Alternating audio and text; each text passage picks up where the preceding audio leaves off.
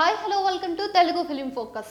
National crush Rashmika Mandanna Pushpa సినిమాతో ప్రపంచ వ్యాప్తంగా గుర్తింపు తెచ్చుకున్న విషయం తెలిసిందే.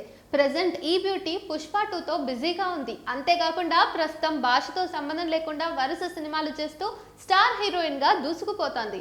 అయితే ఇప్పటి వరకు గ్లామర్ పండిస్తూ వచ్చిన ఈ రష్మిక ఇప్పుడు రూట్ మార్చి అందరినీ భయపెట్టేందుకు సిద్ధమవుతోంది.